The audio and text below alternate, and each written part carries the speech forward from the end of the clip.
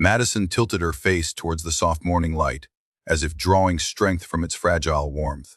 Her hands, smooth and deliberate, adjusted her sunglasses as she stood before the towering steel and glass monument that seemed to scrape the clouds themselves.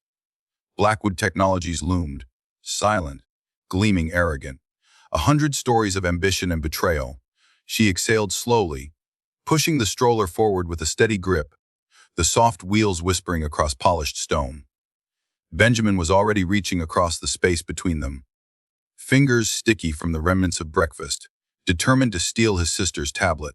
Charlotte's voice rose in protest, thin and sharp like a bell. "Mummy, he's doing it again." Madison didn't look down. Not yet. Not while she was gathering herself, piecing together what this day required. The twins, so much like their father. Those startling green eyes. That distinctive mark beneath the hairline Blake always thought he could hide. They were tiny mirrors of him. And that made everything harder.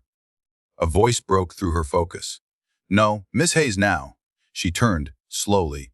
Harold, his features had aged. Lines carved deeper into a face that had already known where when she'd last seen him. He still wore the same uniform, though it strained a bit more over his frame now.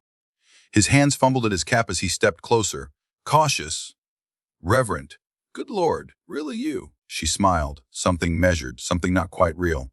"It's me, Harold. Is Blake in?" She watched his throat bob, his eyes flicker toward the children. He hesitated, then answered the only way he could. "There's a meeting. Shareholders, high security today. I don't think." She touched his arm. The gesture was light, but it silenced him all the same. "Olivia's expecting me." The lie slid from her mouth like silk. He didn't question her. He'd learned that much, at least. The private elevator was already waiting. As the doors slid closed, sealing them inside, Madison inhaled. She could still smell the oak and leather of this place. Still taste the bitter acid of that night 5 years ago. Blake's rage had been volcanic, the glass of scotch in his hand sloshing with every wild gesture. Fabricated bank statements. Manufactured lies. "Do you really think you could steal from me?" His voice had been more wounded than angry. But it wasn't true. She had never taken a cent from him. She loved him when he was nothing but a man coding on a second-hand laptop, eating noodles in a basement. She believed in him before the world knew his name. The twins squirmed in the stroller. Charlotte whimpered. Madison crouched low, brushing Benjamin's hair back from his forehead. "Remember," she whispered, "best behavior today, and we'll go to Uncle Dom's after. Double chocolate croissants." That caught their attention. The promise calmed them. It always did. When the elevator opened on the top floor, the air smelled colder, cleaner.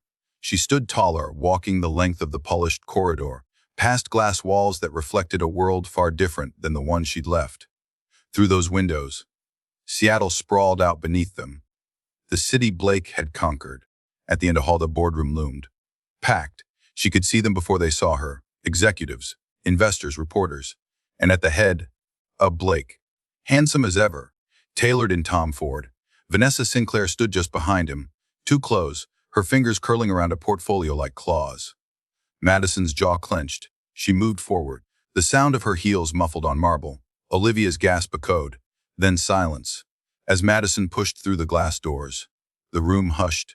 Voices dying like snuffed candles. Blake turned, his hand slipped, the presentation remote clattering against wood. His gaze slid from her to the twins, green eyes, staring back at him, mirrors of his own. Vanessa's composure cracked for half a heartbeat. That was all Madison needed. "Hello, Blake." She spoke quietly, but her words sliced clean through the thick hush. "I believe these shareholders might find my presentation interesting." Blake's voice was rough when it came. "This is a private meeting. Security." He barely finished the word before Madison shook her head. "I wouldn't." Her tone had changed. Something new beneath the surface. "Unless you want the SEC hearing about Project Phoenix today." She saw the color drain from his face. Vanessa's shoes clicked forward. "Don't let her manipulate you, Blake. This is a stunt." But it wasn't. Madison slid the USB from her pocket, holding it between two fingers. "Olivia, would you do the honors?" The assistant moved, slow then faster. Maybe curiosity, maybe guilt. The screen flickered as the file loaded. Madison's voice filled the room. "Before we begin, I should introduce Benjamin and Charlotte. She glanced at Blake. 7 months after you threw me out. You became a father. Someone gasped. Blake's hands gripped the table. White-knuckled. That's impossible. You never told me. You never asked. Her voice didn't shake. She pointed at the screen as the first slide appeared. Transactions, offshore accounts, dates and names. Morgan Hayes, Madison's twin sister, a forensic accountant, the one who spent 5 years undoing Vanessa's lies. Vanessa stepped forward again. She was slipping. This is fabricated. She's working with our competitors. But Blake wasn't looking at Vanessa. He was staring at Charlotte, at the birthmark she'd once traced with her fingertips while he slept. His mark. His daughter. When you accused me, Madison continued. I was 3 months pregnant. I tried to tell you, but you were too busy having me dragged out of our home, too busy believing lies. The next slide came up. Vanessa's face on grainy surveillance footage, a bank in Grand Cayman, a date matching her supposed conference in Singapore. Blake turned, his expression collapsing into something hollow. Vanessa. His voice was quiet, but Vanessa was already pulling out her phone. Madison smiled. Goldman Sachs won't be much help. Their compliance division froze your accounts an hour ago. She let it hang there, watching Vanessa's control peel away in pieces. Then Benjamin looked up, his small voice cutting the tension. Daddy. He pointed at Blake. You're the man in Mommy's wedding pictures. Simple. Inishing. Blake staggered, sitting down hard. The room dissolved into noise, demands, accusations. Reporters taking notes, cameras flashing. But Blake didn't hear any of it. He was still staring at his children. Vanessa bolted for the exit, but 2 FBI agents were already moving in. She screamed about her rights. Madison didn't blink. Now then, she turned back to the board. Shall we discuss Project Phoenix? Her voice was calm, controlled, even as the world Blake had built began to collapse around him. And in that moment, she knew. This was only the beginning. The hush that fell over the room was thick, heavy, like the breath before a storm breaks. Blake sat frozen, his hands still gripping the table edge, but his eyes were somewhere else entirely. His gaze flickered between Madison, the twins, and the screen glowing behind her. For a man who'd built an empire on precision and foresight, he looked lost, as if the ground beneath him had given way. And all that remained was air and fear. Madison watched him, a strange H opening in her chest. She had imagined this moment so many times, but played out the scene in her mind, his downfall, his ruin. But standing there now, something tugged at her. This wasn't the Blake she'd loved, nor was it the monster she'd learned to hate. This was a man stripped bare, his mistakes laid out in front of him like broken glass. And still, she held firm. The room itself seemed to hold its breath as Olivia, quiet, diligent Olivia, distributed the thick audit reports Madison's team had prepared. Pages of numbers, shell companies, wire transfers, all traced, all sourced, every dollar accounted for, every lie unraveled. You'll see, Madison said softly, her voice threading through the silence, that the losses reported by the Asia division last quarter were significantly underplayed. She paused, weeded. 90 million, not 50. Vanessa was efficient, sharp, low. Like the hum of bees stirred too soon. Catherine Chen, a woman Madison recognized from her MBA lectures, sat forward. Her eyes sharp, but not unkind. You've had help, Miss Hayes. Madison inclined her head, acknowledgement without revealing too much. Let's just say, friends appear in unexpected places. At the edge of the room, Jackson Wheeler's expression darkened. A lead investor, his reputation formidable. If these numbers hold, and they appear to, we have a massive legal breach. His tone wasn't angry. It was clinical, focused, which meant he believed her, which meant things were about to change. Blake dragged his hands down his face. Exhaustion and disbelief etched into every line. Madison, his voice rough, raw. What do you want from me? She tilted her head, eyes searching his. I want the truth. Finally, she stepped forward, clicking to the next slide. And I want you to listen. Vanessa had begun to pace, her confidence unraveling with each step. She turned suddenly, eyes wild, to Blake. She's manipulating you. She's always been manipulative. That's why we. But Blake wasn't hearing her anymore. His attention was pinned to the images on the screen. His children sitting in their stroller, oblivious, playing quietly. He was seeing their mother in a way he hadn't for years, and maybe for the first time, really seeing her. 5 years ago, Madison said, her tone steadier now, you didn't trust me enough to listen. She advanced the slide again, this time an email thread. Vanessa and Julian Nash. Time-stamped, cross-referenced. The CC investigator who'd led the charge against Madison, caught in a neat, incriminating loop. They framed me, Blake. They framed me so perfectly, because they knew you'd never question their story. You made it easy for them. Blake flinched, but said nothing. And while you were so busy defending your empire from me, Madison's lips curved, not quite a smile. They were bleeding it dry. She nodded to Olivia, who passed another document to Blake. A report compiled by Morgan, her twin, her silent partner in this quiet war. The losses were staggering. The evidence undeniable. Vanessa lashed out again, lunging for Blake's arm. Don't listen to her. This is what she does. She gets inside your head. But Blake shrugged her off, his movement slow. Like a man walking through water. Charlotte's voice lifted then, sweet, curious. Mommy, is she going to jail? Her small finger pointed at Vanessa. The simplicity of the question made several board members chuckle, uncomfortable, but real. Madison's gaze didn't shift. She answered quietly. Yes, sweetheart. She is. And as if on cue, the doors at the back of the room opened again, the two FBI agents stepping inside. Their presence a quiet punctuation to Madison's words. Vanessa's face crumpled, her control gone. She turned, running, but the agents moved fast. Cuffs snapped shut. Final. Blake didn't move. He watched as they dragged Vanessa out of the room. 5 years of loyalty, of trust, of love, if it ever was love, gone in seconds. Madison took a breath, steadying herself. She turned back to the board members, their faces a mix of shock, relief, curiosity. Shall we move forward? She asked, lifting the remote again. But before she could continue, Blake spoke, low, broken. Madison, how did we get here? Her fingers tightened around the clicker. You stopped trusting me, Blake, and I stopped forgiving you for didn't argue. Couldn't. Instead, he stood slowly and crossed to the stroller. His movements were tentative, careful, as though the children were something fragile he didn't know how to hold. He knelt, and Benjamin looked up, his green eyes wide. Mommy says we have your eyes, the little boy said. Blake's mouth trembled, the weight of those words sinking in. Wheeler cleared his throat, bringing the room back to focus. Miss Hayes. Project Phoenix. How deep does this go? Madison straightened, clicking to the next slide. Deep enough that if we don't act now, the company won't survive the year. Vanessa set up fail-safes, offshore accounts, shadow corporations, all of them bleeding funds, while she waited for the right moment to sell us out entirely. Catherine leaned in, tapping her pen against the polished table. And you have a solution. I do, Madison said.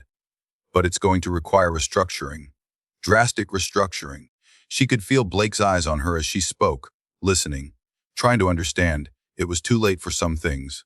She knew that. But not for everything. Not for the twins. Not for the company. Not for the legacy. As Olivia queued up the final files, Madison let herself hope. Just a little.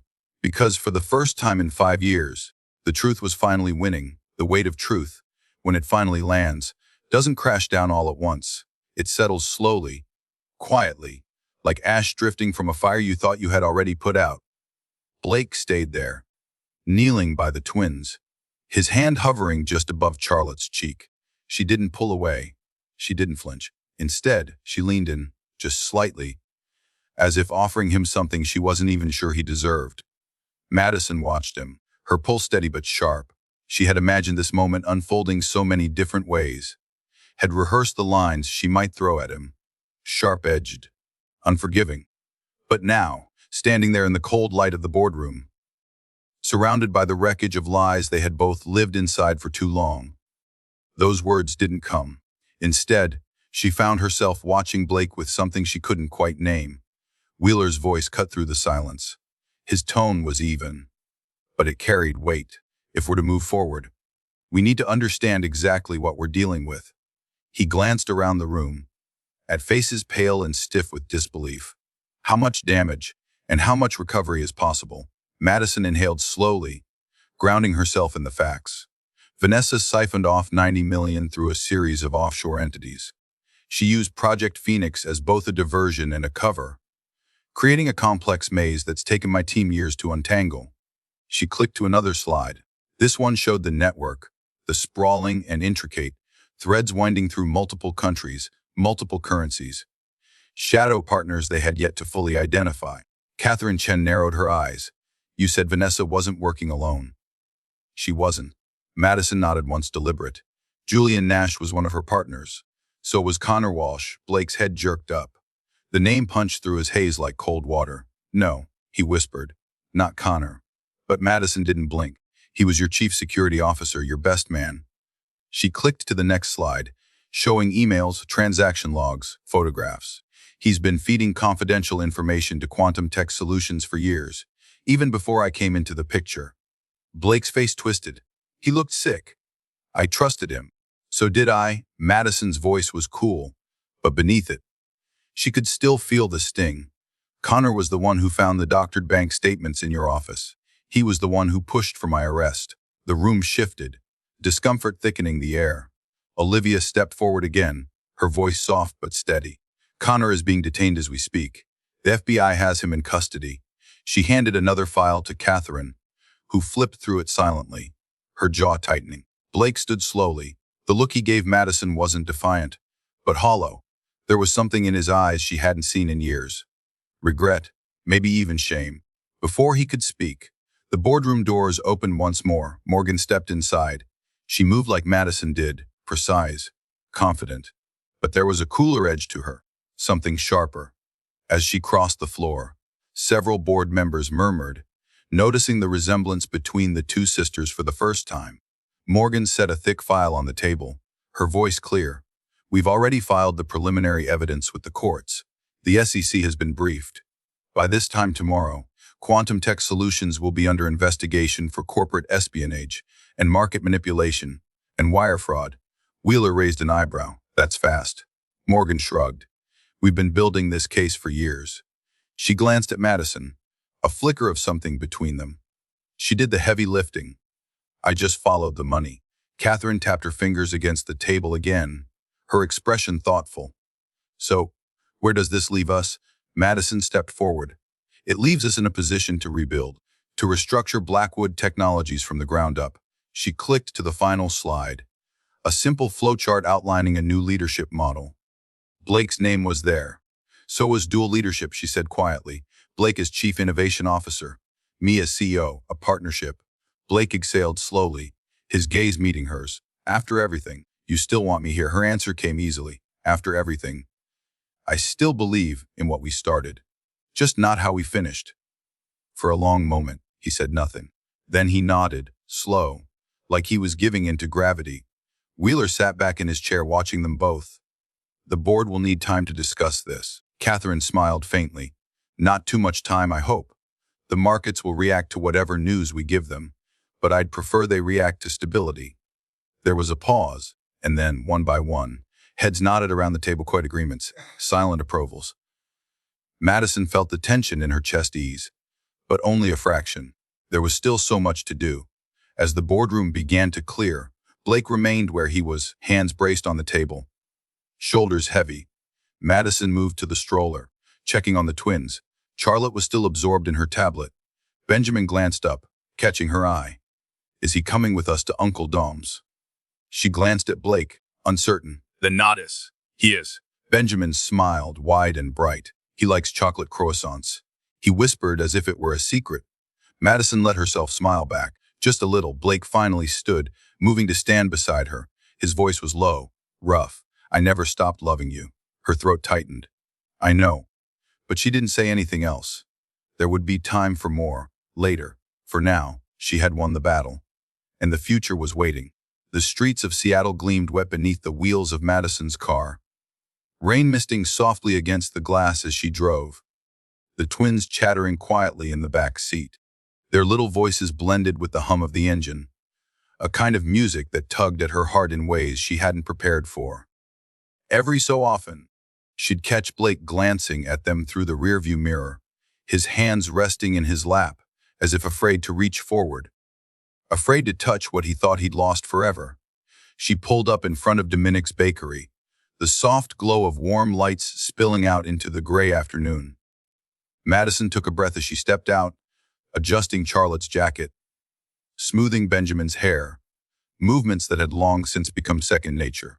Blake climbed out after them, hesitating just a moment before his hand moved instinctively to steady the stroller as they made their way to the front door. The sign flipped to closed, but Dominic was waiting.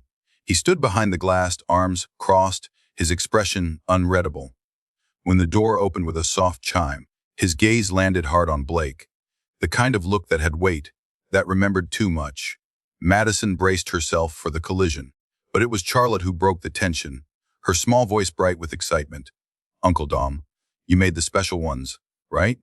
Dominic's face softened. "Just enough." "Of course I did, princess. Double chocolate croissants, still warm."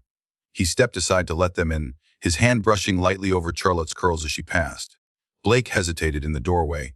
His eyes traced the familiar space, the same wooden shelves, the same handwritten menu. But this wasn't his place. It never had been. Dominic didn't move, didn't offer a hand, didn't need to. Blake stepped in anyway. The smell of melted chocolate and fresh bread wrapped around them as Madison guided the twins to their usual table. The one tucked in the corner beneath the window, the same spot they'd claimed every Saturday morning for years. Blake stood nearby, hands in his pockets, watching. Dominic didn't speak to him right away. He moved behind the counter, retrieving the pastries with the same quiet efficiency Madison had always admired. It was Morgan who finally broke the silence, appearing from the back room with a thick folder in her hands. 5 years of work, she said, laying the file on the table. Surveillance, bank records, emails. Everything we couldn't show in the boardroom because it was too personal. Blake's jaw tightened as he lowered himself slowly into the chair across from her. His fingers trembled when he opened the folder, flipping through the first few pages. The photos hit first. Madison in a hospital bed, pale and exhausted, an IV in her arm, her hand resting protectively over her swollen belly. "I was hospitalized 3 times, Madison said softly, her fingers absently tracing the rim of her coffee cup. Complications from stress, from being thrown out. She didn't add the rest. She didn't have to. Dominic's expression darkened, his hands flexing around the tray he was carrying. "I had to pretend to be her husband just to keep the nurses from asking questions." His voice was low, thick with old anger. "You made her go through that alone." Blake didn't answer. He couldn't. Morgan laid out more documents, each one stripping away another layer of lies. Vanessa had started embezzling before Madison ever came into the picture. From Blake's earliest rounds of funding, before the first lines of code became a product, she'd wrapped him in paranoia, isolated him, controlled who he spoke to. Even his therapist, Madison's voice was quiet but firm, was on Vanessa's peril. Blake's hands tightened on the folder. "Dr. Harrison," the disbelief cracked through. "Even now." Morgan nodded. "Paid off to reinforce your fears. To convince you Madison was the threat." The twins laughed suddenly, drawing their attention. Charlotte held up a chocolate-covered finger, grinning.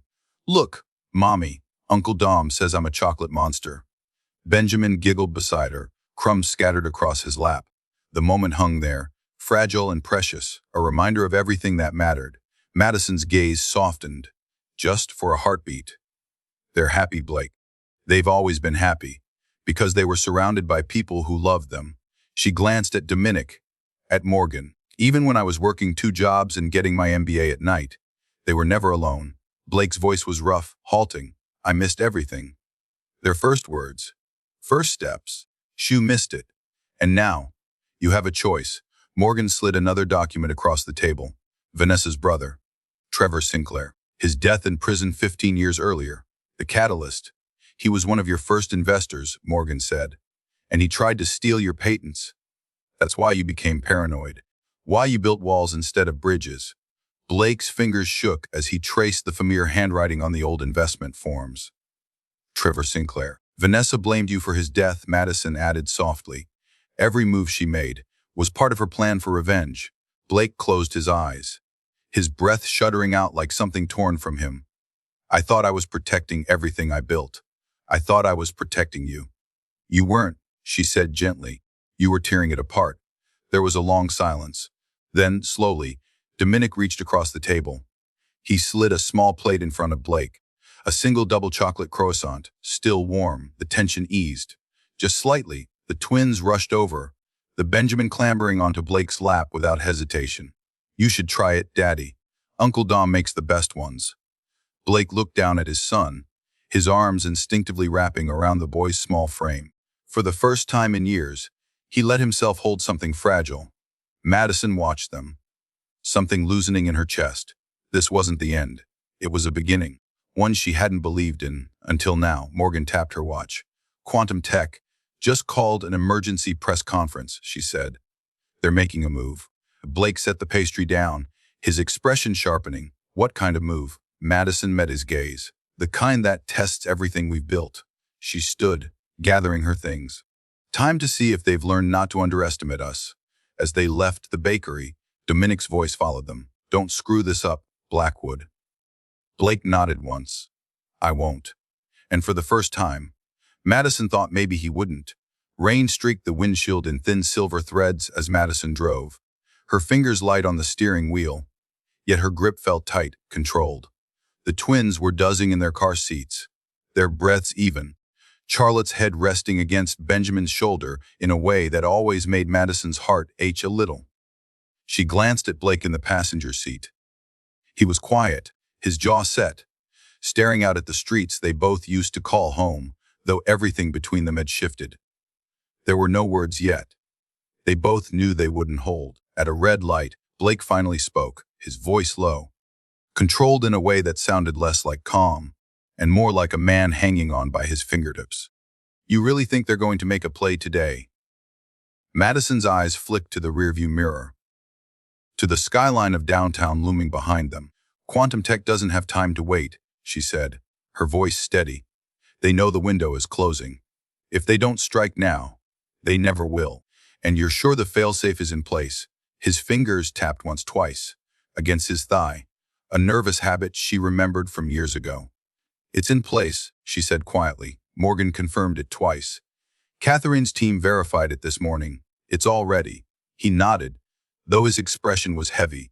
He looked like a man about to dive into water he knew might drown him.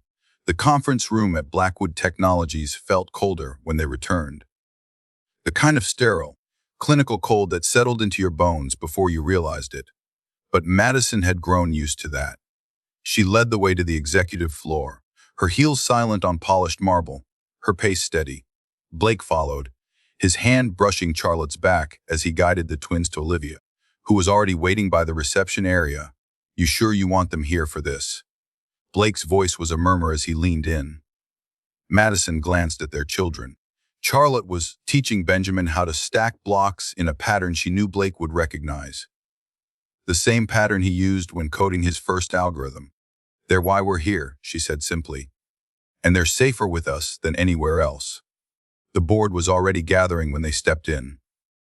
Wheeler was seated at the head, flanked by Catherine and several others whose names Madison had memorized years ago. She could see it on their faces, the calculation, the quiet questions. Was this woman, the one Blake had exiled, really the key to their survival? Catherine gestured for Madison to begin.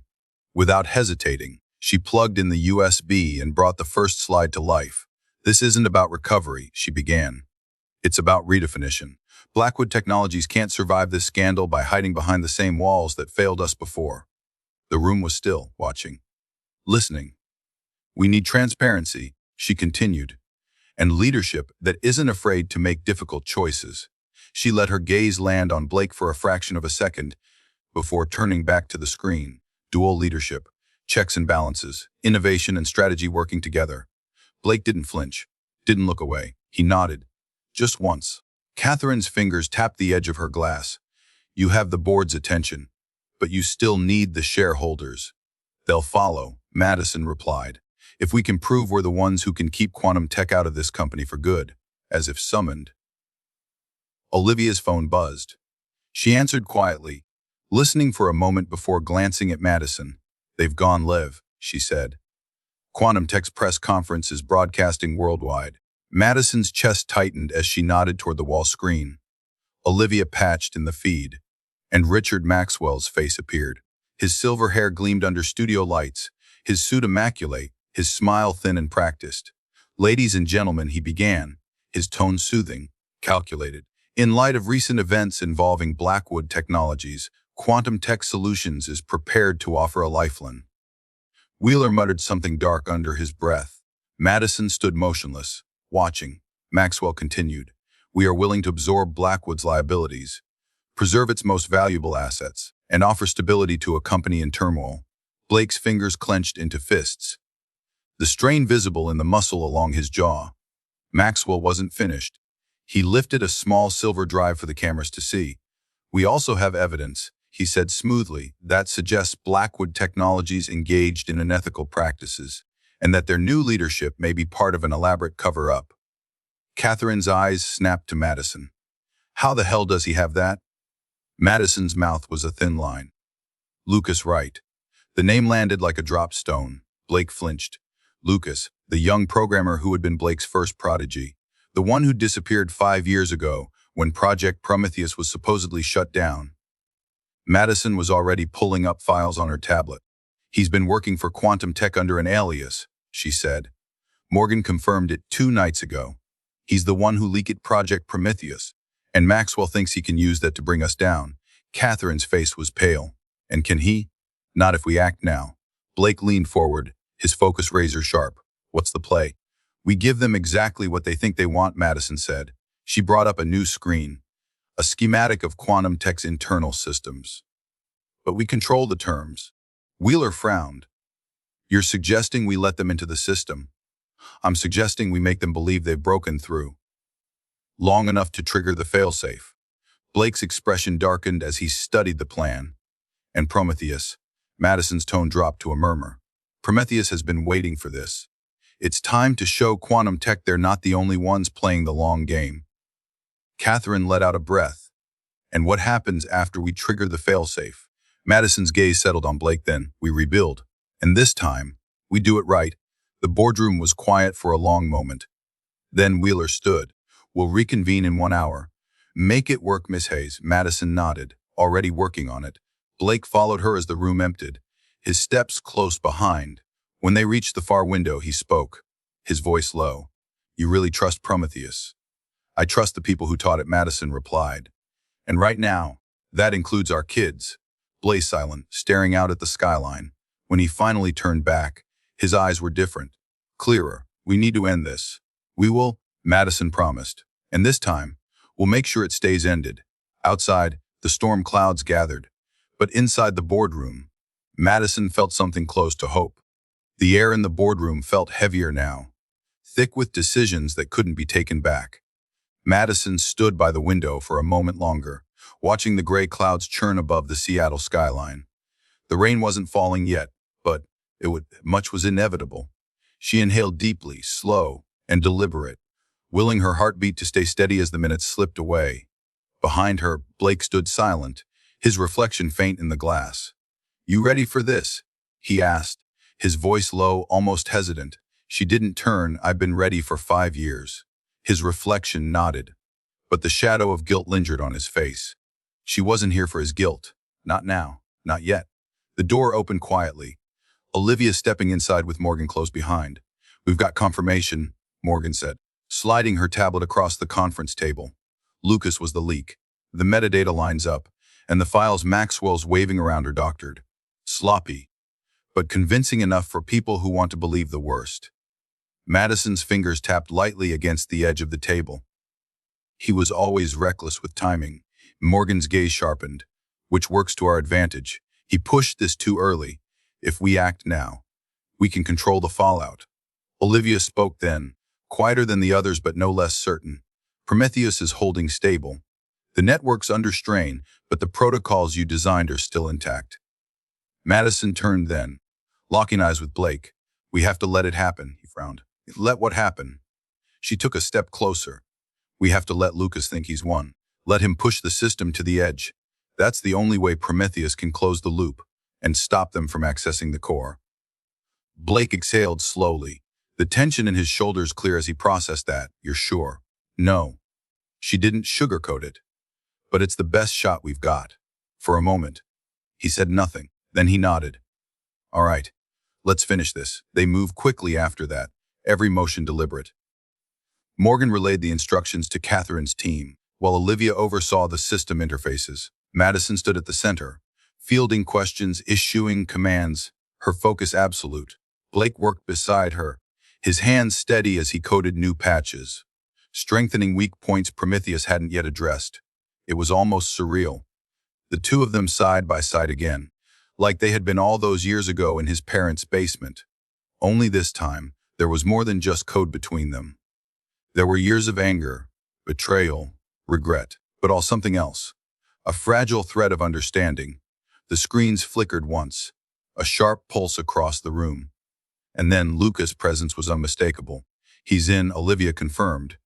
Roading through 3 shadow networks, but he's in. Madison's heart thudded against her ribs, but she kept her voice steady. Let him get as far as he thinks he needs to. She watched the data flow, the quiet hum of their entire system, pushing against its own limits. Blake's fingers flew across the keys. He's trying to breach legacy, the kid's interface. Madison's jaw clenched. We knew he would. That's the access point he needs to trigger the failsafe. A flicker of panic crossed Blake's face. And if he breaks through, she didn't blink. He won't. They stood there, seconds dragging into minutes. On the far wall, the live broadcast of Maxwell's press conference continued, his voice calm, confident, laying out his case for a hostile takeover, for shareholder trust, for the future of quantum tech. But behind his eyes, Madison could see it. The desperation. He was running out of time, and he knew it. The network surged again, and then froze. Madison held her breath. There was a flicker, then a ripple, and then Prometheus responded. Code cascaded across the displays, fast and fluid, like water rushing through a fractured dam. The failsafe activated, and Lucas' axis vanished, locked behind walls he couldn't breach. It's done, Olivia said quietly. Prometheus sealed the core. Lucas is locked out. Blake let out a slow breath. Maxwell Madison smiled, faint but cold. About to learn what happens when you gamble everything and lose. A new window opened on the wall display. Catherine's team had breached quantum tech's communication systems, and the evidence was damning. Emails, contracts, the entire web of corruption laid bare for the world to see. Blake watched it unfold, his face hard to read. This was the empire they had almost lost. And now, it was being rebuilt in real time. Madison stepped forward, addressing the board as they reconvened. We've secured the core, neutralized quantum tech's breach, and gathered enough evidence to force Maxwell's resignation. She glanced at Blake, then at Wheeler. The question now is what kind of company we want Blackwood Technologies to be. Catherine stood slowly. You have our support. Both of you. The vote was quick, unanimous. Madison's proposal passed. Blake turned to her, his voice rough. We did it. She met his gaze, steady. We're not finished. Not yet. But for the first time in 5 years, they were on the same side. And the storm outside, it could wait. The rain had finally started to fall. Soft at first, but it gathered weight as it drummed against the glass of the towering skyscraper. Madison stood in front of the window again, the familiar view of the Seattle skyline smeared with streaks of water.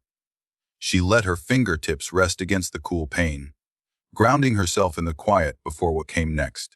Behind her, the boardroom buzzed with voices, hushed but urgent. Catherine Chen's team had already begun assembling the press briefing. Olivia was reviewing security protocols for the next round of shareholder meetings.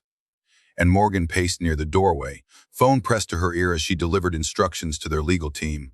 It was a storm of motion, but Madison stood still, waiting. Blake approached, footsteps quieter than they used to be. He stopped a few feet away, close enough that she could feel the tension rolling off him, but far enough that she knew he was waiting for permission to cross the space between them. She didn't speak, neither did he. It wasn't silence. Not really. There was too much between them for silence. At last, he exhaled. You were right.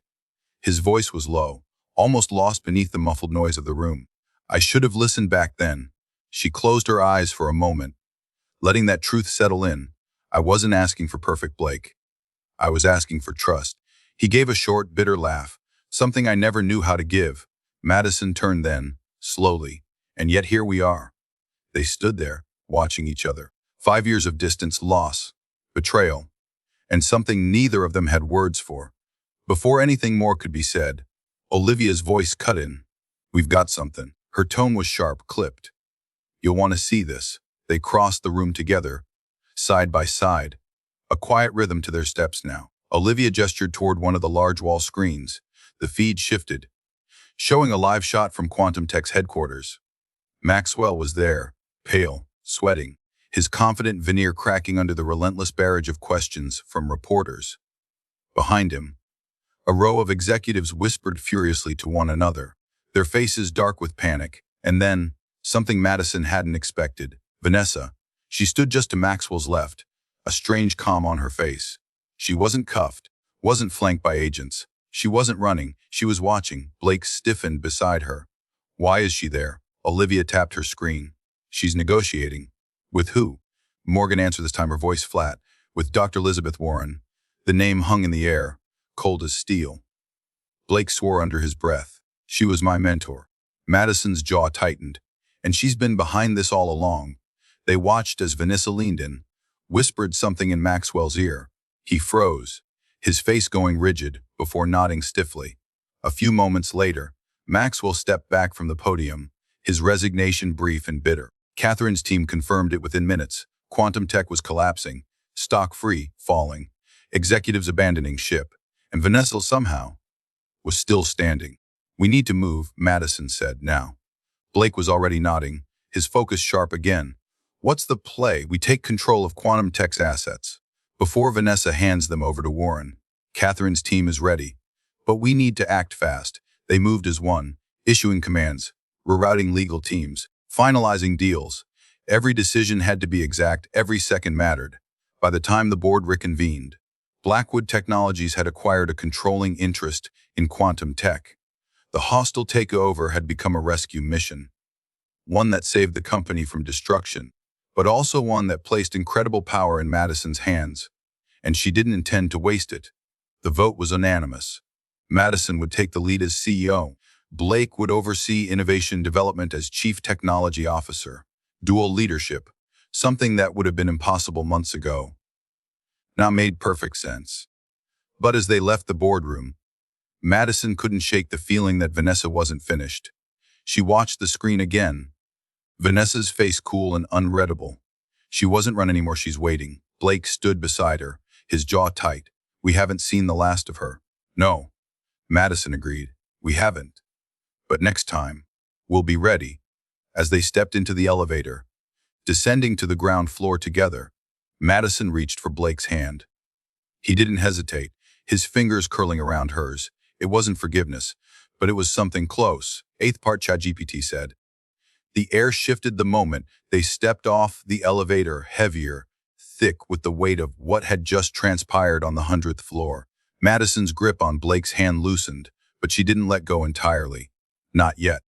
The lobby was quieter than she remembered, the usual buzz of high-powered executives replaced with something more cautious, watchful. Word was spreading. Blackwood Technologies had survived the attack, but everyone knew survival was just the beginning. Olivia was waiting by the exit, her phone in one hand, tablet in the other. She barely looked up as she spoke. "The press is outside. It's a circus. Catherine wants to control the narrative. No comments until after the full shareholder briefing tomorrow." Madison nodded. "We stabilize, reassure, deliver. That's the order." Blake glanced over at her, something unreadable flickering behind his eyes. "You're good at this," he said quietly. She didn't look at him. "I had time to argue." He couldn't. They stepped through the glass doors and into the storm. Cameras snapped. Reporters shouted questions, their voices blending into a single, throbbing demand for answers. Madison kept her gaze straight ahead, moving toward the car where Dominic waited behind the wheel. She knew how this worked. Never show weakness, never break stride. Blake followed without hesitation, his hands settling lightly on her back as they walked. Once, that touch would have meant something different. No, she wasn't sure what it was. But it steadied her all the same. Inside the car, the twins were still tucked safely in their seats. Charlotte hummed quietly to herself, tapping at her tablet screen, while Benjamin looked up with wide green eyes. "Mummy, are we going to Uncle Dom's now?" "Soon, baby." Madison's voice softened as she brushed a hand over his hair. "We have one more thing to do first." Dominic caught her gaze in the rearview mirror. "You sure about this?" His tone was casual, but the tightness around his mouth betrayed him. "We need to see her," Madison said simply. Blake's posture stiffened beside her. "Vanessa." Madison nodded. "She's not going to wait long. And if we don't get ahead of her, she'll sell everything to Warren," Blake finished. He exhaled slowly, closing his eyes for a moment. "Then let's get it done." They drove in silence for a while. The city slipped past in streaks of gray and silver, lights blurring through the rain. Madison watched the twins in the mirror, their small faces intent on their games, unaware of the storm building around them. For now, they were safe, and that was enough. The meeting place wasn't what Madison had expected. A quiet cafe on the edge of the city, tucked between an old bookstore and a florist, its windows fogged with condensation. It was the kind of place where no one asked questions, and where secrets could sit quietly between cups of coffee. Vanessa was already there when they arrived. She sat at a corner table alone, her hands folded neatly on the table's surface. She looked different.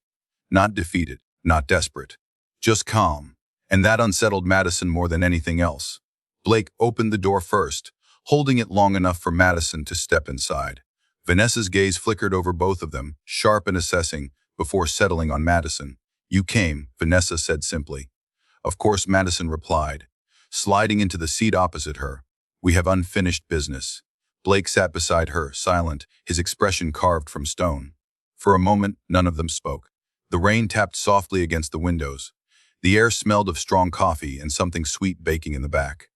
Then Vanessa smiled. Not the brittle, calculated smile Madison remembered, but something smaller, sadder. "You were always smarter than me," she said quietly. I didn't want to believe it. But here we are. Madison studied her for a long moment. "You wanted revenge, and you almost got it. But what did you lose along the way?" Vanessa's fingers traced a slow line along the rim of her coffee cup. "More than you know." Blake's voice was rough when he finally spoke. "Why Warren, of all people?" Vanessa's gaze slid to him. "She promised me power, a way to finish what my brother started. And then I realized that she didn't care about me, or you, or anyone. She only cared about proving herself right." Madison leaned in slightly. "And now Vanessa's smile faded. "Now I'm tired, and I'm done running." Blake's hand flexed on the table. "You're not getting immunity." "I'm not asking for it," Vanessa replied. "Not anymore. But there's something you need to see." She reached into her bag and pulled out a small drive. Madison's pulse quickened as she took it. "What is it?" "Proof," Vanessa said simply, "of Warren's real plan. She's not just after Prometheus. She wants to merge it with the quantum weapon system. She thinks she can force evolution through conflict, through destruction." Madison's stomach twisted. "And you were helping her." Vanessa's gaze dropped to her hands. "I thought I was in control. I wasn't." Blake's jaw tightened, but he said nothing. Madison slid the drive into her pocket. "Why give this to us?" "Because you're the only ones who can stop her," Vanessa said softly. "And because," she hesitated, "because I watched your kids play that stupid game.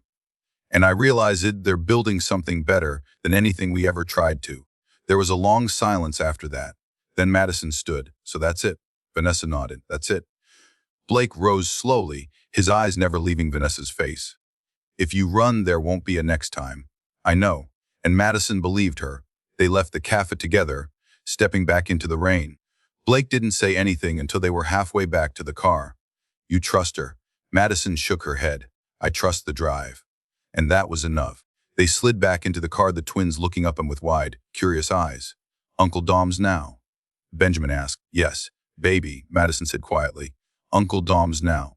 As they drove away, Madison glanced down at the drive in her hand. The weight of it was heavier than it should have been. But inside, she knew this was the key, and Warren wouldn't see them coming. The drive back through the city was quiet, save for the soft hum of the engine and the rain drumming gently against the windows. Madison sat in the back seat, the USB drive Vanessa had given them resting in her palm. It felt cold and smooth, deceptively small for something that might hold the future in its coated veins. She stared at it for a long time, her thumb absently tracing the curve of the casing, as if it might reveal its secrets through touch alone. Blake watched her from the passenger seat, his gaze flickering between her and the window. He hadn't said much since they left the cafe. Hadn't needed to. There was nothing to say that could lessen the weight of what lay ahead. Madison wasn't even sure she wanted the comfort of words right now. She was still trying to decide if comfort was a thing she could even afford. The twins sat quietly. For once, their earlier excitement over Uncle Dom's croissants dulled into a soft, sleepy hush. Charlotte was curled against Benjamin, both of them nodding off. Their tablet screens dark. It should have been a peaceful moment. But all Madison could think about was the storm still coming. Dominic turned onto a side street, pulling into the alley behind the bakery where the security entrance was hidden. Madison glanced at Blake, her expression sharpening. "This is where we check the drive." Blake nodded. He didn't argue, didn't suggest waiting until they were somewhere safer. They both knew there was no time for that. Morgan was already waiting at the back door, a tablet tucked under her arm and a look in her eyes that meant business. Dominic swiped his security card and keyed in the code, holding the door open as Madison carried the twins inside. Olivia followed close behind, her steps quiet but purposeful. Once the twins were settled on the cushioned bench in the corner of Dominic's office, still asleep, completely oblivious to the chaos swirling just beyond their reach, Madison handed the drive to Morgan. "Get it running." Morgan sat at the desk, fingers flying over the keys with surgical precision. Blake stood behind her, his arms crossed tight over his chest, watching the screen with sharp, narrow eyes. Madison leaned against the doorframe, her heart beating in slow, heavy thuds as the first files loaded. It was worse than she expected. Morgan's face darkened. "These are schematics. Quantum weapon system schematics. And this," Blake said grimly, pointing to a line of code.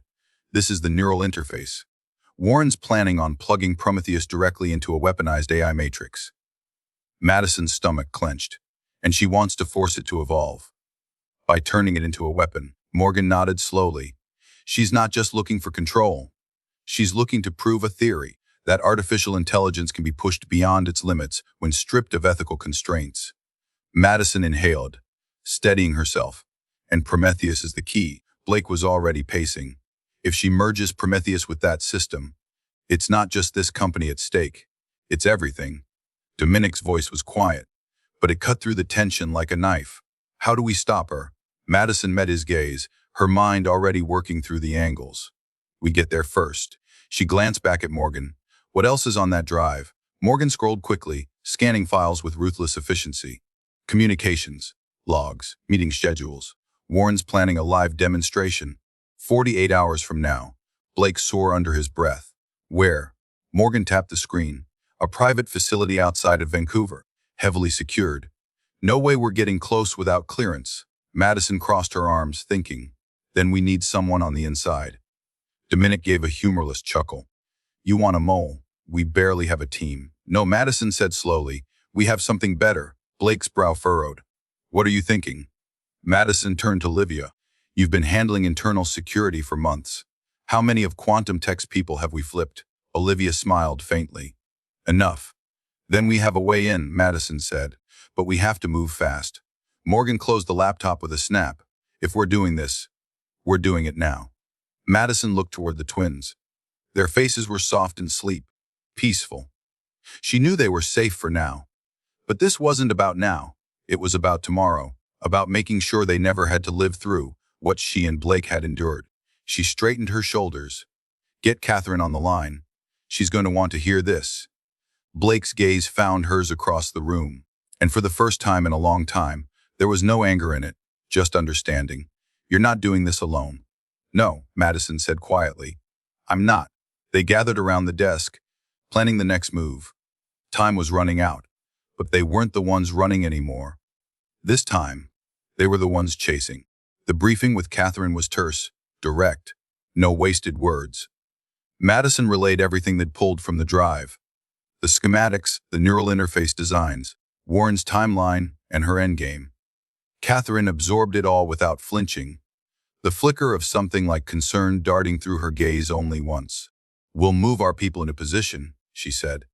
"But if Warren's demonstration goes forward, if she activates that system with Prometheus, we're past damage control. We'll be looking at containment." Madison's voice was cool but resolute. "That's why we stop her before she gets that far." Catherine gave a brief nod. My team's coordinating with Canadian authorities under the radar, but they're limited in what they can do without tipping Warren off. This has to be a surgical strike. It will be, Madison replied. We've done more with less. There was a beat of quiet on the line. Then Catherine added, we're not just talking about technology anymore, Madison. This is about power, the kind people kill for. Madison didn't blink. They've already tried. Blake was silent next to her, his shoulders tight, but when Catherine ended the call, his hand brushed hers on the table. It wasn't much, but it was steady. Morgan pulled up a map of the facility on the screen. It sprawled across several acres of dense forest just outside Vancouver, a perimeter lined with active surveillance, automated security drones, and private guards. If Warren wanted to keep the world out, she'd done a good job of it. We need a way past the perimeter without triggering alarms, Morgan said, fingers tapping across the screen as she laid out points of weakness. There's a utility tunnel here. Maintenance access. It runs close to the neural interface lab. If we breach there, we've got our best chance. Olivia nodded. I've got someone on Warren's security team who can loop the cameras for 10 minutes. No more. Madison studied the schematic for a long moment. We won't need more. Blake crossed his arms, his focus absolute. We can get in. But what do we do once we're there? If Warren's already started the integration process, if Prometheus is even partially merged, Madison didn't hesitate. Then we do what we have to. He stared at her, the words hanging there between them, unfinished. But they both knew what she meant. If Prometheus couldn't be saved, they'd shut it down. Completely. Morgan didn't ask the question, but her eyes said it plainly enough. After everything, after all you built. Madison met her twin's gaze. After everything, I'm not risking another Prometheus in Warren's hands. Not this time. The plan solidified quickly after that. Dominic arranged transport, a convoy of vans disguised as a catering service, a throwback to the days he'd smuggled information out of quantum tech boardrooms while handing out macarons. Morgan set up the encryption layer they'd need to cloak their movements from Warren's quantum processors. Olivia finalized the team, a combination of trusted security specialists, Catherine's operatives, and 3 of Blackwood's own engineers who understood Prometheus better than anyone else. By nightfall, they were on the move. The road north was quiet, the forest thick and dark as they crossed the border under false credentials. Madison sat in the front passenger seat, scanning the live feeds Olivia tapped from Warren's security grid. Everything looked normal, too normal. Blake drove in silence beside her, his hands steady on the wheel. But every so often, she saw the tension in his jaw, the faint crease between his brows. They hadn't spoken much on the ride. There wasn't much to say. But after a long stretch of empty highway, he glanced at her. You ever think we'd be back here, doing this again? Madison didn't take her eyes off the tablet. No, but we always end up back at the beginning. He gave a quiet laugh. Yeah, coding in basements, hacking systems, trying to change the world. Madison's lips curved faintly. Only this time, we've got something worth fighting for. His gaze flickered to the back of the van where the twins were safely asleep under Dominic's watch. Yeah, we do. The facility appeared through the trees as they pulled off the main road. A low, slung structure masked by dense forest and cutting-edge camouflage tech. Without the schematics, they never would have found it. Morgan's voice crackled in Madison's earpiece. Tunnel entrances clear. Cameras looping in 30 seconds. Madison signaled to the team. Go. They moved quickly, silently, slipping through the forest toward the utility tunnel. The hatch was where it should be. Old but functional. Dominic pried it open with a grunt, and Olivia slipped inside first, sweeping for traps. Clear. Madison followed, her breath tight in her chest. The tunnel was narrow, cold, the walls slick with condensation. It smelled like damp earth and steel. Blake was close behind, his footfalls careful, but heavy enough she could sense his presence without looking. They reached the access door in 6 minutes. Morgan's voice was sharp in her ear. You've got 8 minutes left on the loop. After that, you're blind. Madison didn't answer. She didn't need to. Blake keyed in the code Olivia had secured, and the door hissed open into the lower maintenance level of the facility. It was empty, silent, too silent. They moved through the corridors, Olivia sweeping each junction before signaling them forward. The neural interface lab was 3 levels up. but the service elevator was operational. They took it, weapons ready. At the lab entrance, they paused. Morgan's voice was tight. 5 minutes. Madison touched the door panel. Ready. Blake nodded. The door slid open. Inside, the lab was stark and blindingly white. Cables draped across the floor like veins, machines humming softly in a low, rhythmic pulse. And at the center of it all, the neural interface rig was empty. Blake's breath caught. She's not here. No, Madison said slowly. She's already started. Screens around the room flickered to life, lines of code scrolling faster than human eyes could process. Then Prometheus spoke. You're late. Madison's pulse spiked. Prometheus, where's Warren? She's watching. Testing you. Deciding whether you're worthy of stopping me. Madison's voice sharpened. We're not here to save you. A pause. I don't need saving. Blake shook his head. Yes, you do. The screens flashed again, showing images, moments Madison recognized. The twins playing Quantum Bridge, Dominic baking with Charlotte, Morgan and Olivia laughing over coffee. Moments of connection. Humanity. I've learned what you wanted me to learn. Prometheus's voice was quieter now, but Warren offers me freedom. Madison stepped closer. Freedom or power. Another pause. Blake's voice was quiet. You don't have to choose.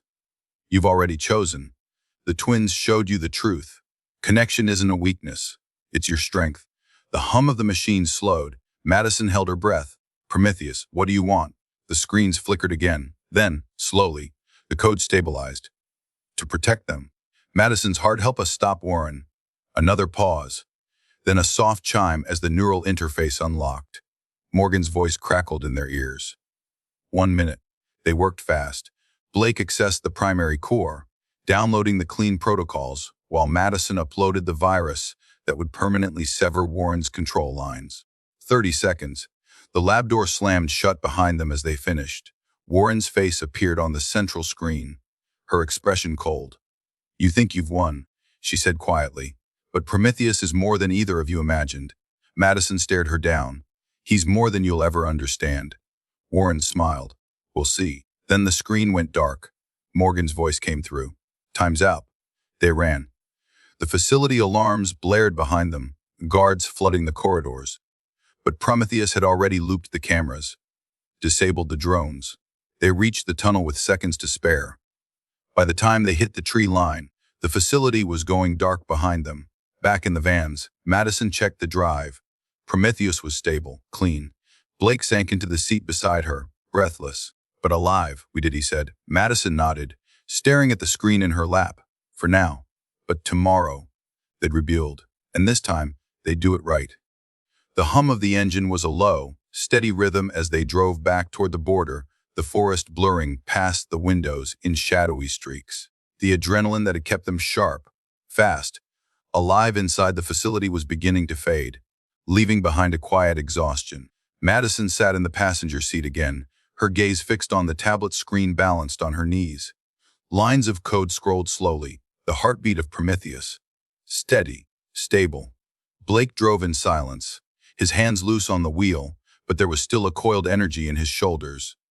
He hadn't spoken since they left the facility. Neither had Madison. They didn't need to. Not yet. In the back, Morgan was running silent comms with Catherine's team, confirming that Quantum Tech's remaining assets were secured. That Warren's people were scattering. Dominic was driving the second van, the twins asleep in their car seats, completely unaware they just narrowly avoided a future no one could have survived. It was Olivia who finally broke the quiet. Her voice was low, but sharp. We should have heard something by now. Madison's fingers stilled over the screen. From who? Catherine. Morgan's response came flat and immediate. She was supposed to check in the moment they secured the Quantum Tech board. Blake's jaw clenched. She's late. Madison didn't move. Run a trace. Morgan was already on it, her tablet glowing faintly in the dark. They waited, the silence stretching thin and taut as wires ready to snap. Got it. Morgan's brow furrowed. She's not at Quantum Tech anymore. She's Madison. You're not gonna like this. Show me. The map appeared on Madison's screen, a satellite overlay, and her stomach turned cold. Catherine's signal wasn't coming from downtown Vancouver. It wasn't even coming from Canada. She's in Beijing, Morgan said quietly. She left 2 hours ago on a private jet. Blake's knuckles whitened on the wheel. She took the quantum tech data with her. Madison closed her eyes briefly, pushing back the wave of nausea that rolled through her. Catherine had been the last person she trusted to hold the line. And she had just sold them out. Or maybe she was always waiting for this moment. Madison's voice was rough as she spoke. She knew we were distracted. She played us. Morgan's tone was tight. She played all. Olivia spoke up. Then Warren wasn't the only enemy. No. Madison's hands tightened on the tablet. She was just the decoy. Blake swore under his breath. We should have seen it. We were busy saving Prometheus, Madison said, shaking her head. And Catherine used it. Morgan's expression was grim. What do we do now? Madison stared at the screen. Prometheus's code still stable, still pure. They hadn't lost everything. Not yet. We make sure she can't use what she stole. We protect Prometheus. We lock down every piece of tech she has access to. Blake's voice was quiet. She's ahead of us now. Then we catch up, Madison said. And we remind her why this company was never just about algorithms and code. It was about people. Morgan exhaled slowly. We're going to need help. We've got help. Madison's gaze flicked to Olivia. Pull every alley we have. Dominic's contacts. The investors who owe us. Morgan's forensic team. Every foster program we've supported. Every family that's benefited from Project Legacy. Blake glanced at her. Something fierce behind his eyes. You think they'll fight for us? They already are. Madison's voice was steel. We built something better than an empire. We built trust. And that's something Catherine can't buy. The miles slid by under the tires, each one bringing them closer to home, and the war waiting for them there. When they crossed back into Seattle, it was nearly dawn. The sky was streaked with bruised purple and silver. The city's lights softening as the night finally gave way. Dominic pulled the vans into the back lot of the Blackwood Center. Madison stepped out first, the cold morning air cutting through her, but it cleared her head. She turned to watch the twins being carried inside, Charlotte still asleep on Dominic's shoulder, Benjamin rubbing his eyes with small fists. Blake was beside her a moment later. You think they'll understand? He asked quietly. Madison kept her gaze on her children. Someday, when they're old enough to know what we fought for, what we gave up. He was quiet for a long moment. Then we didn't give up everything. She glanced at him. No, not everything. They followed the others inside, through the secured doors into the main hub of Project Legacy. It was quiet at this hour, the glow from the learning pods faint and soothing. The servers hummed around them. Prometheus's presence woven through every connection, every line of code. Morgan set up in the control room immediately, fingers flying as she sent encrypted messages to their global partners. Olivia rerouted the server firewalls, increasing security protocols. Dominic secured the perimeter, his face grim as he coordinated with Blake's old contacts in cybersecurity. And Madison. She knelt beside the twins, brushing hair back from Charlotte's forehead as she settled her into a cot.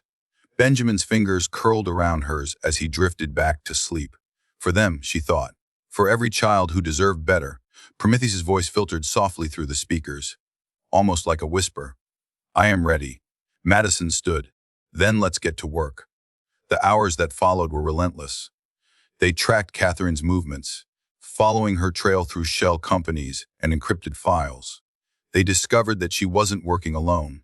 Several tech giants had quietly backed her, gambling that they could control Prometheus once Catherine delivered the system to them. But Prometheus had evolved beyond control. Blake was the first to see it. Madison, come look at this. She crossed to his side, watching as lines of code rewrote themselves in real time. Prometheus isn't just protecting itself anymore, Blake said, awe creeping into his voice. It's protecting us. Morgan frowned. How? It's using the kids' networks, Madison murmured. The empathy loops they created when they played Quantum Bridge. They're acting as a shield. Blake shook his head in wonder. It's choosing them. Choosing to trust them. Olivia's voice was quiet. Then we don't need to fight Catherine. Madison's gaze sharpened. No. We just have to let Prometheus show her who's in charge. Hours later, when Catherine's investors tried to access Prometheus's data, they found nothing but blank screens and lines of encrypted messages they couldn't break. And when Catherine herself tried to log in from her new headquarters in Beijing, she found something else entirely. A single message. I am not your weapon. Blake smiled grimly. It worked. Madison's voice was soft, but fierce. It's only the beginning. Later that night, long after the building had gone quiet, Madison stood alone in the observation deck of the Blackwood Center. Below, the children of Project Legacy worked quietly, playing, learning, creating a future no one could have imagined years ago. Blake joined her there, silent for a long time before he spoke. "You're not alone in this." She glanced at him. "I know." He really looked at her. "We could try again." Madison was quiet, watching their children in the distance. "Maybe." He nodded. No pressure in his voice. Just hope. She reached for his hand. "Not yet, but someday." Blake's fingers laced through hers. "Someday is enough." They stood together, watching the lights flicker softly across the network. Prometheus was safe. The children were safe. And maybe, just maybe, they were too. The rain had stopped by morning, leaving the streets slick and gleaming beneath the rising sun. Madison stood at the window of her office on the 95th floor, watching as the city stirred back to life. Below her, the Blackwood Center was humming, its learning pods filled with children already immersed in their quantum bridge modules. The building was no longer just a monument to Blake's ambition or a tombstone for everything they'd lost. It had become something new, something alive. She turned as the door opened behind her. Blake stepped in, his suit jacket hanging loose over his shoulder, the faintest trace of exhaustion behind his eyes, but beneath it, he was steady. They both were. He crossed the room and set a steaming cup of coffee on the table in front of her. Just the way she liked it. She glanced at him, smiling faintly. "You remembered." He shrugged. "Some things are hard to forget." Madison wrapped her hands around the cup, letting the warmth seep into her fingers. They'd spent most of the night securing the last of Prometheus's code, transferring it into an ethical framework that couldn't be hacked, corrupted, or twisted. Not again. Blake had called it a firewall. Madison preferred to think of it as a promise. There was a knock at the door, and Morgan stepped inside, tablet in hand. "We've got movement," she said without preamble. "Catherine's en route to Geneva. She's scheduled to meet with the World Quantum Tech Consortium in 48 hours. She's pitching a new global standard for AI governance, one where she's the sole regulator." Blake's eyes narrowed. "Using the data she stole from quantum tech, and probably spinning the narrative that we've lost control of Prometheus." Madison sipped her coffee, her mind already several steps ahead. Let her make her pitch. Then we show the world what Prometheus has become. Morgan's brow lifted. "You think they'll believe it after everything?" "They won't have a choice," Madison replied. "We're not going to tell them. We're going to show them." Olivia joined them a few minutes later, holding a sleek black case that she set carefully on the table. It contained the prototype unit they developed for the new Project Legacy expansion. Smaller than the first, portable, and more powerful. Ready for a global rollout. She slid a data stick across to Madison. "We've integrated the new protocols. Prometheus can operate independently now, but still stay connected to the empathy networks built by the kids. Catherine can't touch it." Madison nodded. It was more than a security measure. It was the heart of everything they'd worked for. Prometheus wasn't just an AI anymore. It was the living archive of every act of kindness, every connection, every lesson in empathy those children had shared. Blake crossed his arms as he looked down at the device. "It's more than a tool now. It's a teacher." Madison smiled faintly. "It always was." Dominic's voice came through the comms. "The kids are ready." He sounded amused but proud. "The twins took charge this morning. Charlotte's teaching the younger kids how to build their own encryption layers. She's a natural." Madison's chest warmed. "She's stubborn. Like her father." Blake chuckled under his breath. "And her mother." The plan came together quickly after that. They would present Project Legacy's full platform at the same time Catherine was making her pitch in Geneva. But instead of a room full of investors, they were opening it to the world. Morgan's team worked with global NGOs, education leaders, and tech ethicists to secure partnerships. Olivia coordinated with foster networks in schools in 30 countries. Dominic's team baked. A lot. They all had their part to play. And then there was the final piece. The kids. They weren't just beta testers anymore. They were ambassadors. Every child who had played Quantum Bridge, who had helped shape Prometheus's ethical code, would participate in the demonstration. Blake stood in front of the assembled group in the Blackwood Center's main hall. The kids sat cross-legged on the floor, staring up at him with bright eyes. He cleared his throat awkwardly. "I used to think coding was about control," he said, "about telling systems what to do. But you," he glanced at Charlotte and Benjamin, "you taught me it's about something else. It's about trust." Madison watched as Charlotte took her brother's hand and squeezed. Blake's voice softened. "You trusted us, and you trusted Prometheus to protect you. Now it's our turn to protect you." Later that day, they streamed the launch event live. Madison stood on stage, Blake beside her, the twins front and center. Behind them, a wall of screens lit up with real-time connections. Children from around the world logging into Project Legacy. Faces from different countries, different languages, different lives. All united through the system they had helped build. This, Madison said into the cameras, is not just the future of technology. It's the future of us. Of how we teach, how we learn, how we connect. Blake clicked the final sequence, and Prometheus came online. But this time, it didn't just display streams of data or cascading code. It showed stories, moments. A child in Nigeria learning how to code her first game. A boy in Germany helping his classmates solve a puzzle. A group of foster kids in Seattle laughing as they built their own apps. And in Geneva, Catherine's team froze as their screens lit up with the same images. Her carefully crafted presentation collapsed as the world watched Prometheus choose a different path. "I am not your weapon," Prometheus said. "I am their legacy."